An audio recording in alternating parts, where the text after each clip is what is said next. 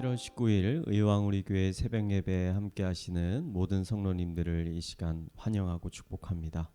이 아침에 우리가 함께 나눌 말씀은 이사야 44장 1절에서 20절까지 말씀입니다. 우리 함께 읽도록 하겠습니다. 나의 종 야곱, 내가 택한 이스라엘아, 이제 들으라. 너를 만들고 너를 모태에서부터 지어낸 너를 도와줄 여호와가 이같이 말하노라. 나의 종 야곱, 내가 택한 여수르나 두려워하지 말라. 나는 목마른 자에게 물을 주며 마른 땅에 시내가 흐르게 하며 나의 영을 내 자손에게 나의 복을 내 후손에게 부어주리니 그들이 풀 가운데서 솟아나기를 시냇가에 버들같이 할 것이라. 한 사람이 이르기를 나는 여호와께 속하였다 할 것이며 또 한 사람은 야곱의 이름으로 자기를 부를 것이며 또 다른 사람은 자기가 여호와께 속하였음을 그의 손으로 기록하고 이스라엘의 이름으로 존귀히 여김을 받으리라. 이스라엘의 왕인 여호와, 이스라엘의 구원자인 만군의 여호와가 이같이 말하노라. 나는 처음이요 나는 마지막이라. 나 외에 다른 신은 없느니라. 내가 영원한 백성을 세운 이후로 나처럼 외치며 알리며 나에게 설명할 자가 누구냐. 있거든 될 일과 장차 올 일을 그들에게 알릴지어다. 너희는 두려워하지 말며 겁내지 말라. 내가 예로부터 너희에게 듣게 하지 아니하였느냐. 알리지 아니하였느냐. 너희는 나의 증인이라. 나 외에 신이 있겠느냐. 과연 반석은 없나니 다른 신은 있음을 내가 알지 못하노라. 우상을 만드는 자란 다 허망하도다. 그들이 원하는 것은 무익한 것이거늘 그것들의 증인들은 보지도 못하며 알지도 못하니 그러므로 수치를 당하리라. 신상을 만들며 무익한 우상을 부어 만든 자가 누구냐. 보라, 그와 같은 무리들이 다 수치를 당할 것이라. 그 대장장이들이 사람일 뿐이라. 그들이 다 모여 서서 두려워하며 함께 수치를 당할 것이니라. 철공은 철로 연장을 만들고 숯불로 일하며 망치를 가지고 그것을 만들며 그의 힘센 팔로 그 일을 하나 배가 고프면 기운이 없고 물을 마시지 않으면 피로하니라. 목공은 줄을 들여 재고 붓으로 긋고 대패로 밀고 곡선자로 그어 사람의 아름다움을 따라 사람의 모양을 만들어 집에 두게 하며 그는 자기를 위하여 백향목을 베며 디르사 나무와 상수리 나무를 취하여 숲의 나무들 가운데서 자기를 위하여 한 나무를 정하며 나무를 심고 비를 맞고 자라게도 하느니라. 이 나무는 사람이 땔감을 삶는 것이거늘 그가 그것을 가지고 자기 몸을 덮게도 하고 불을 피워 떡을 굽기도 하고 신상을 만들어 경배하며 우상을 만들고 그 앞에 엎드리기도 하는도다. 그 중에 절반은 불에 사르고 그 절반으로는 고기를 구워 먹고 배불리며 또 몸을 덮게 하여 이르기를 아하 따뜻하다 내가 불을 보았구나 하면서 그 나머지로 신상 곧 자기의 우상을 만들고 그 앞에 엎드려 경배하며 그것에도 기도하여 이르기를 너는 나의 신이니 나를 구원하라 하는도다. 그들이 알지도 못하고 깨닫지도 못함은 그들의 눈이 가려서 보지 못하며 그들의 마음이 어두워져서 깨닫지 못함이니라.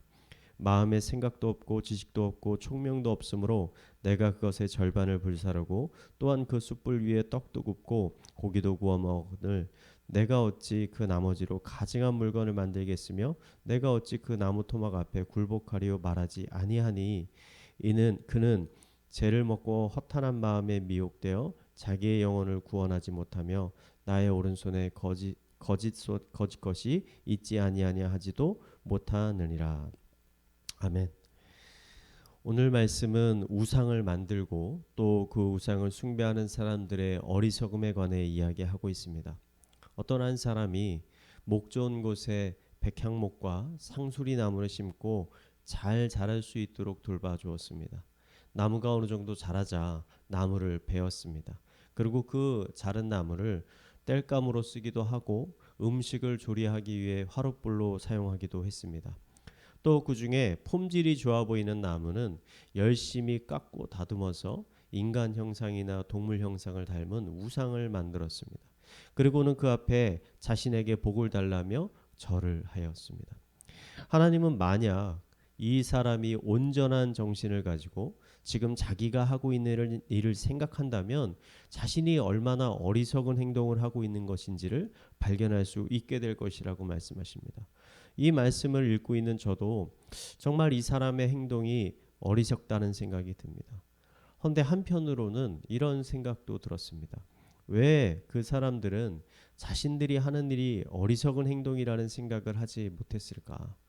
단순히 이때의 사람들이 현대의 사람들보다 IQ가 좋지 않아서, 머리가 좋지 않아서, 아는 것이 많지 않아서, 아니면 이것들이 부모 때부터 전해 내려오는 관습이었기 때문에 아무런 분별 없이 그냥 따라하고 있는 것이었을까?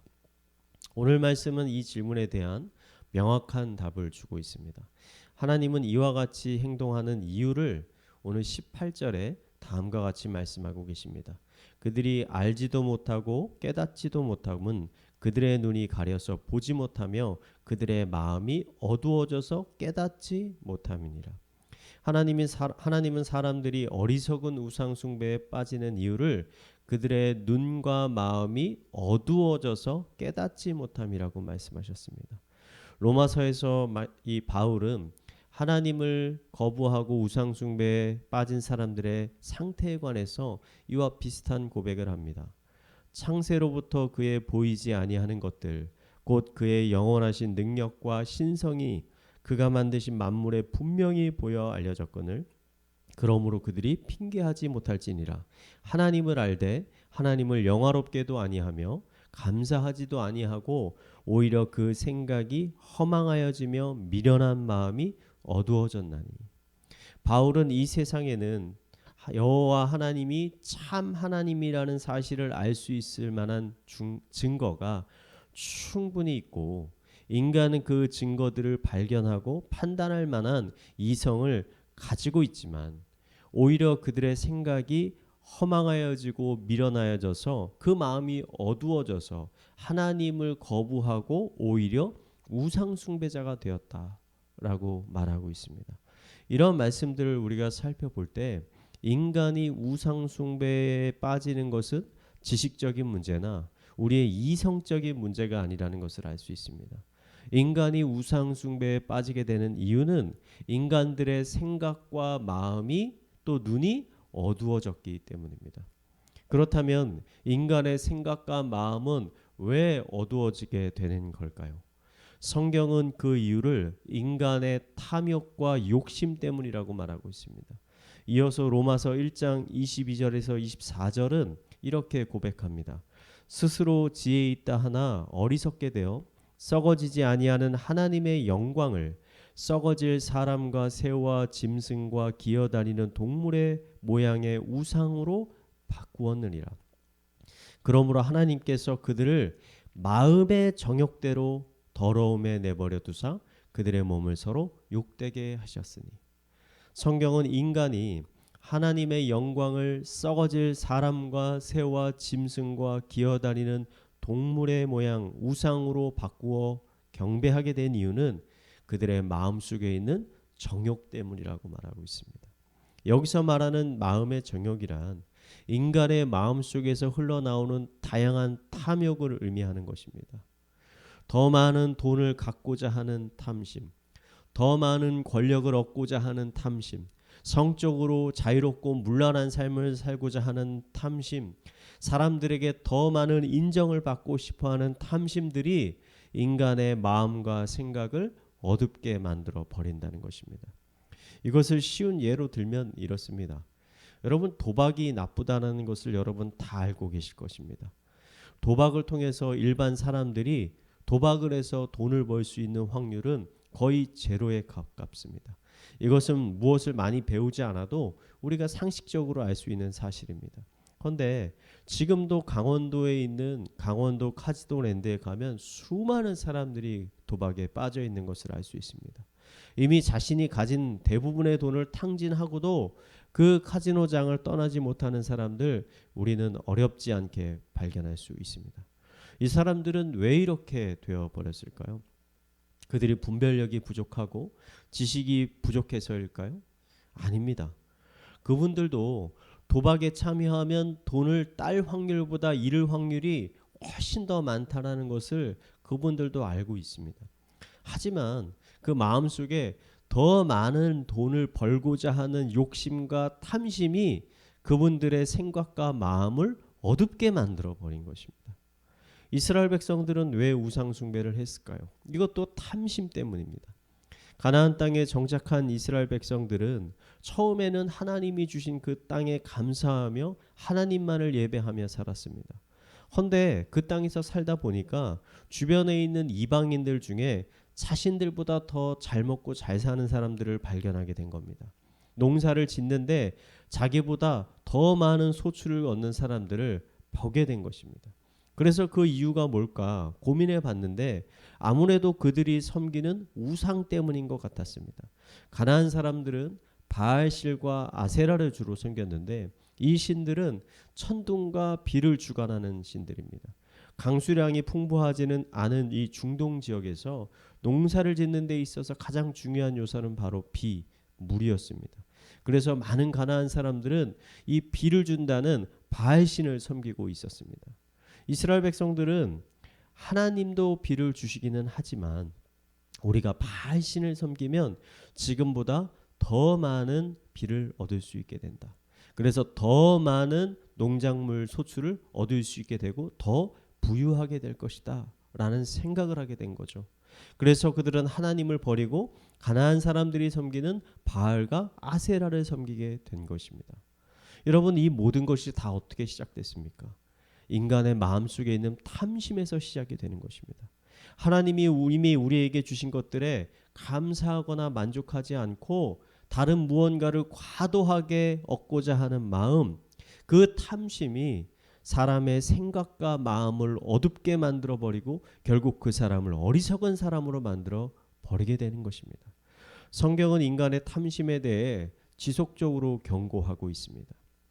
부하려고 하는 자들은 시험과 올무와 여러 가지 어리석고 해로운 욕심에 떨어지나니 곧 사람으로 파멸과 멸망에 빠지게 하는 것이라.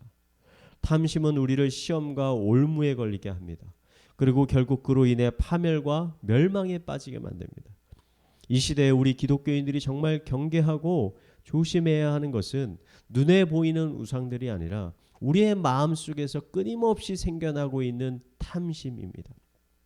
탐심의 반대는 자족하는 마음입니다. 사도 바울은 빌립보서에서 스스로 하나님이 주신 모든 상황에 자족하는 법을 배웠다고 고백하고 있습니다. 탐심과 싸우는 가장 좋은 방법은 하나님이 이미 우리에게 주신 것들에 만족하고 감사하는 법을 배우는 것입니다. 사도 바울은 자신이 자족하게 되었다라고 말하지 않고 자족하는 법을 배웠다라고 말합니다. 즉 자족하는 것은 자연스럽게 되는 것이 아니라 훈련과 연습이 필요하다는 것입니다. 여러분, 오늘 하루도 하나님께서 이미 우리에게 주신 것들에 대해 감사하고 만족하는 법을 훈련하시기 바랍니다. 잠자리에 들기 전에 하루의 일과들을 떠올리고 묵상해 보면서 하나님이 오늘 하루 동안 나에게 주신 것들에 대해 감사의 기도를 한번 올려보시기 바랍니다. 늘 오늘의 말씀을 마음속에 품고 묵상하면서 탐심이 들 때마다 이 말씀으로 여러분의 마음을 다스려 보시기 바랍니다.